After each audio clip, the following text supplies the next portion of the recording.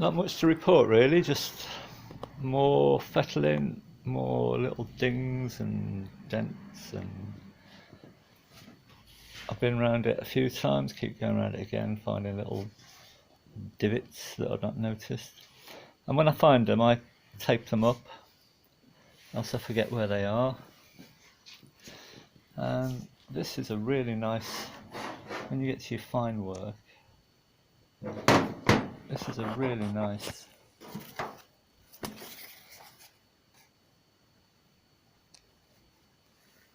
fluttery sort of filler. Normal 2-part, mix it up, but that's super fine, really nice, nice stuff. Here's another tip of the day. I use white spirit to clean these up. I find paint thinners makes them a bit, warps them a bit, makes them a bit floppy, but of course it still builds up. So 10 minutes in some paint stripper and you got new fresh ones again.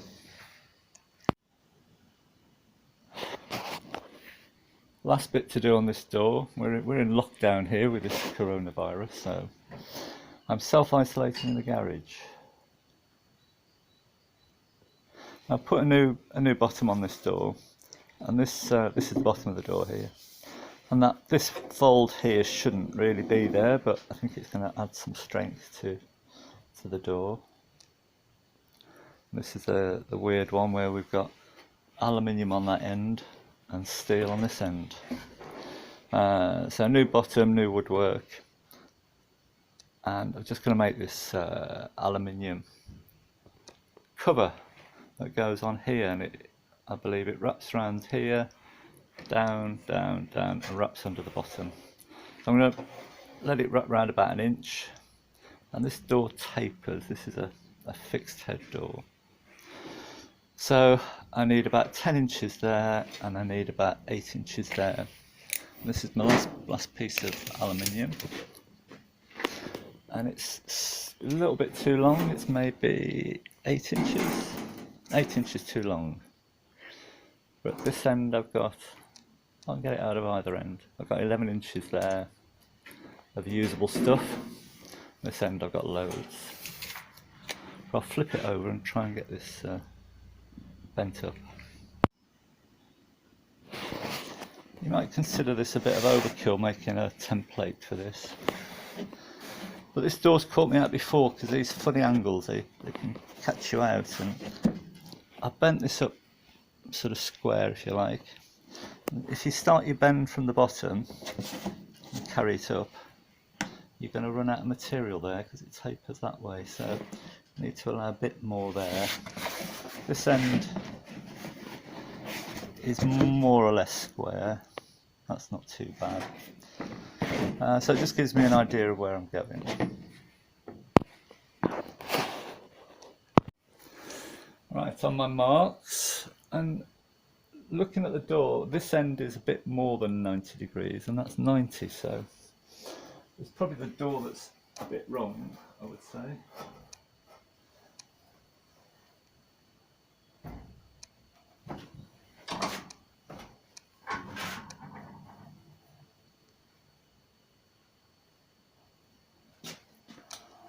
So I reckon if I get it to 90,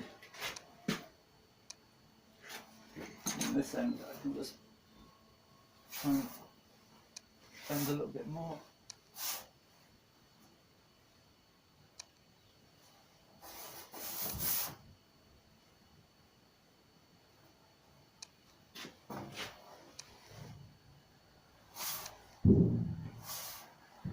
Let's try that.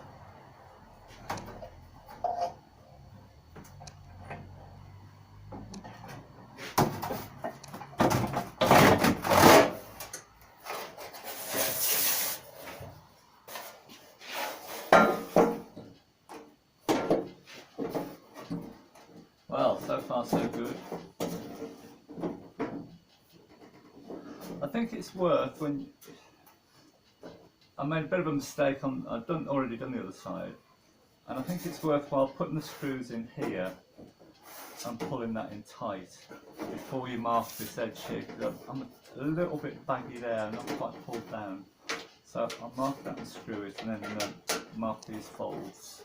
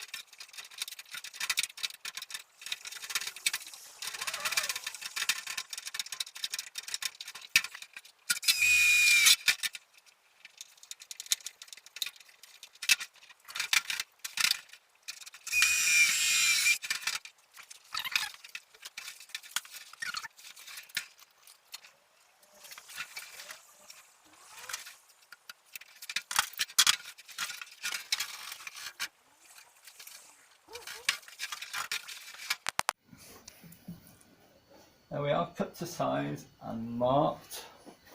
I've cut this with an angle grinder, but you do get quite a nasty burr that's a bugger to clean off, but it keeps it straight.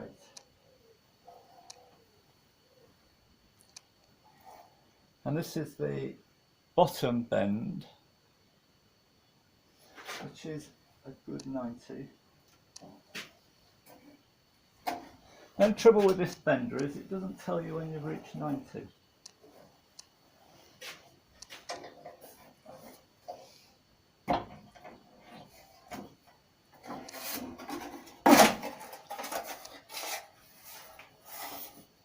Let me just try that.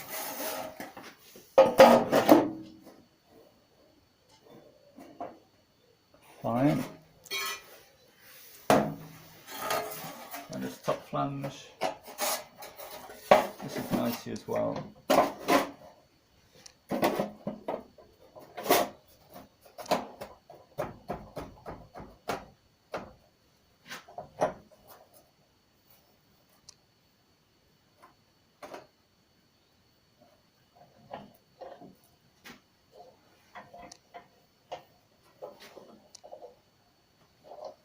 Will that do it? Yes.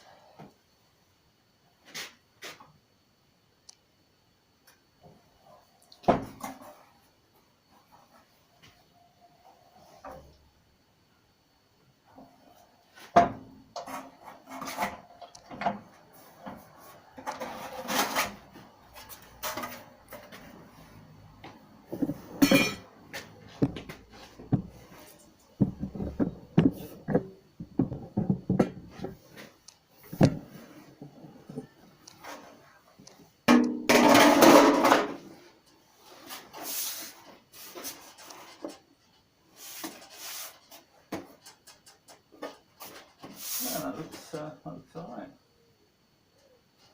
Just clean that up now. Another job off the list. That looks quite nice.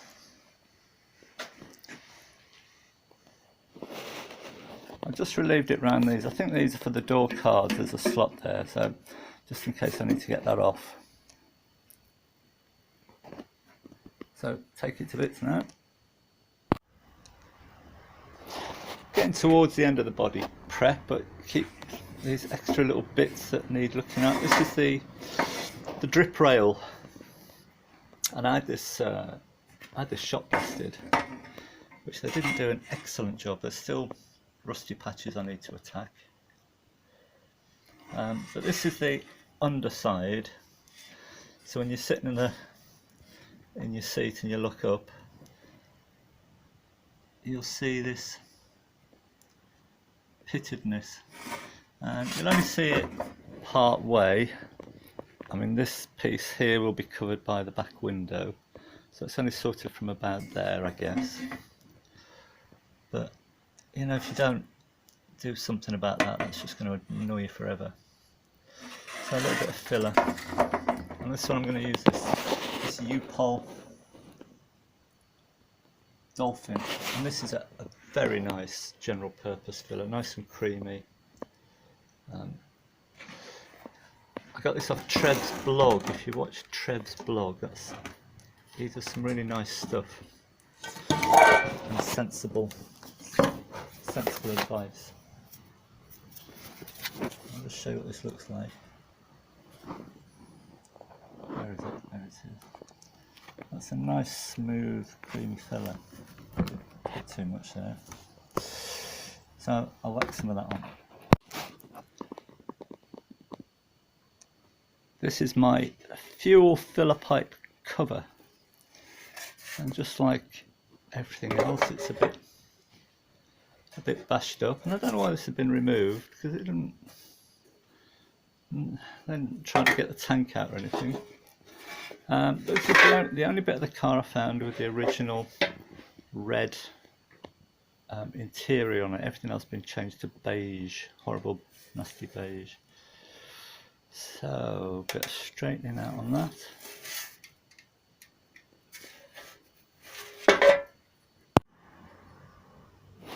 Well, that sort of looks alright now. I don't really know what shape I'm trying to achieve, but that looks normal. And it fits flat in that direction, and flat in that direction. So let's see if I can find these presumably pop privet holes in the body.